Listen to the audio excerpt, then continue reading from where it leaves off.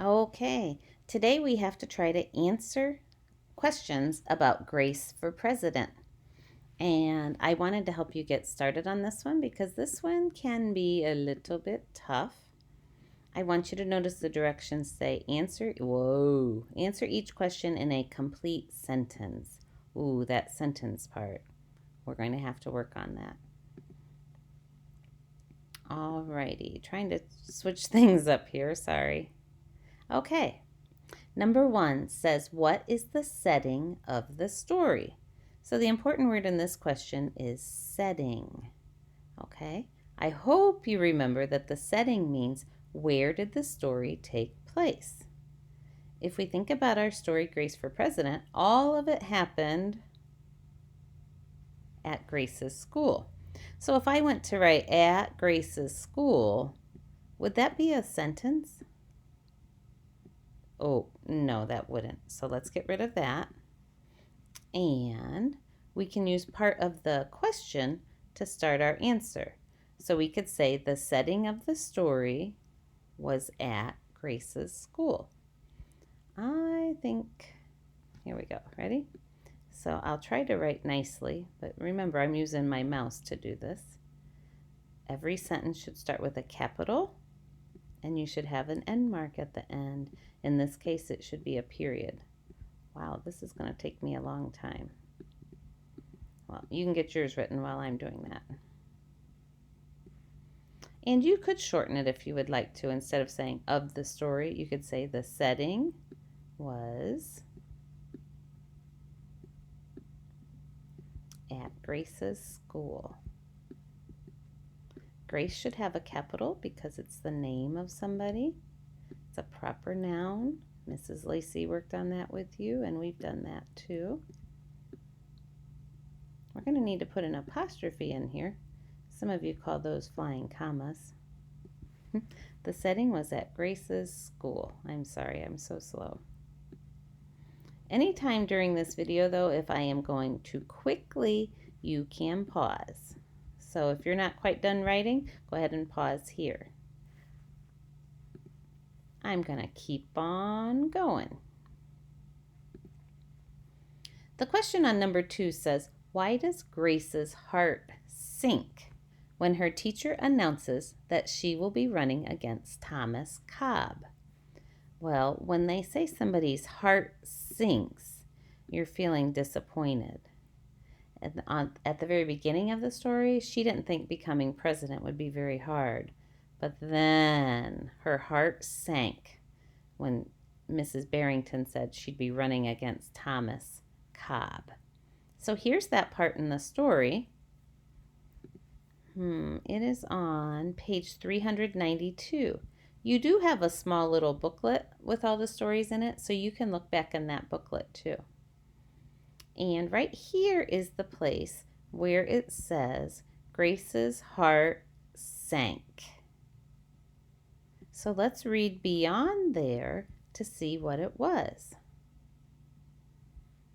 It says, Thomas was the school spelling bee champion. His experiments always took a blue ribbon at the science fair. And he was captain of the soccer team. Becoming president wasn't going to be so easy after all, Grace thought. Well, it's these reasons in here.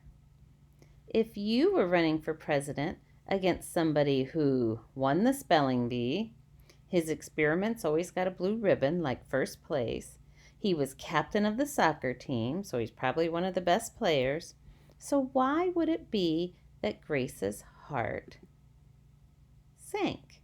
So number 2 says, why does Grace's heart sink when her teacher announces she will be running against Thomas Cobb?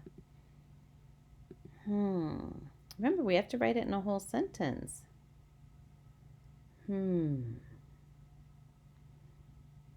thinking maybe beating Thomas would be hard because he was good at everything. So I'm going to write that one down. So I'm saying beating Thomas. Thomas gets a capital again.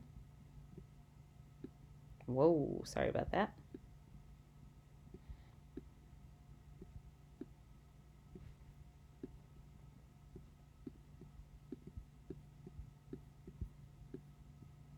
Do you notice, even though I'm having trouble writing, I'm leaving spaces between my words? There's a couple of you in second grade who let your words all run together.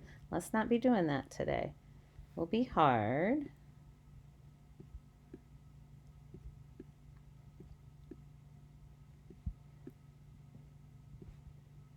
Because, oh my goodness. Let me fix that. Ah! Redo. Eraser. Oh, shoot. Oh, well, I guess I'm going to leave it.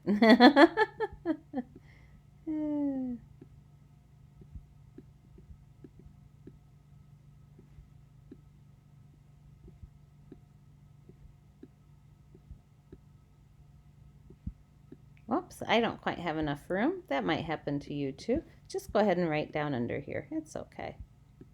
Remember, these are supposed to be sentences. So I have a capital at the beginning.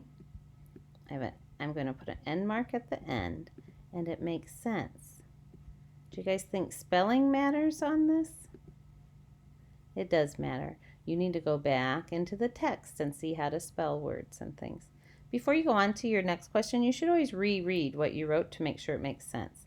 Beating Thomas will be hard because he is good at everything. Yeah, I'd be nervous too if I were Grace. All right, let's see what our next question says. Oh, who wins the election? I am not offering you any help on who it is because hopefully you heard that. But you can use this part of the sentence in your sentence if you want. So if Thomas won, you'd put Thomas wins the election. If it was Grace, then you would put Grace right over here, wins the election. Whoa, Mrs. Vogel, what you doing? I almost wrote Grace there. Alrighty. You could also state it differently. You could say blank was the winner. All right. So remember, I just didn't write the beginning there for you. You need to put the name in who won the election. Moving on.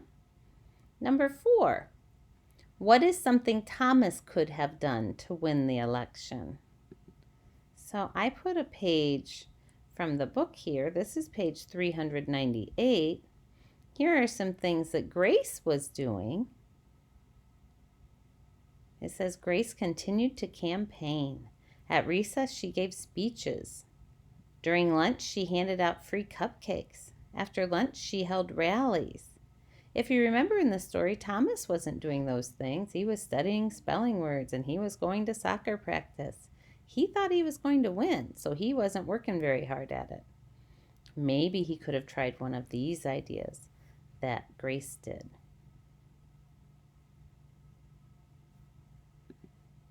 Oops. So on this part, I'm not going to write it for you. I'll give you a sentence starter, but I'm not going to write the whole answer for you. Take your time for you to start doing a little bit more on your own. So let's see. I would say Thomas could have, and then you put something down. And maybe it isn't even something that Grace did. Maybe it's something that you've thought in your own mind, something he could have done before the election. And maybe he could have won. Uh-oh, I think I just gave you the answer for number 3. And then make sure you finish this sentence. This is not a sentence. Thomas could have. So you write a reason down. You might need to pause here so you can get yours done. Number 5. What is something that Grace did before the election? Well, I have the text here for you. And if you notice, it says even before the election. So read some of that right there and see if you can come up with your own response. Oh my gosh, sorry. Make sure when you write it in a complete sentence there.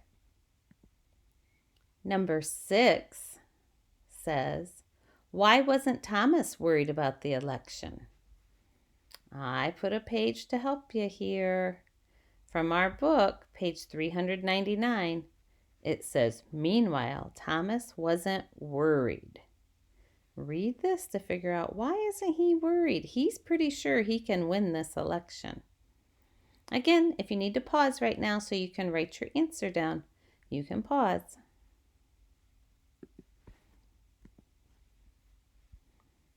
Number 7. What was one campaign promise that Grace kept? I thought this one was a little bit tricky, so I'm telling you it's on page 400. Okay, so you can go back and look for that. And then number 8 says, what happened after Grace won the election? I didn't give you any help on this one.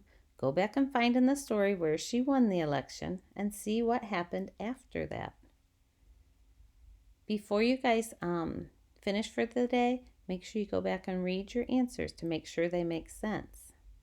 Look for capitals, look for periods. That's what your teachers are going to be looking for. All right, I know you guys will be able to do a good job on this.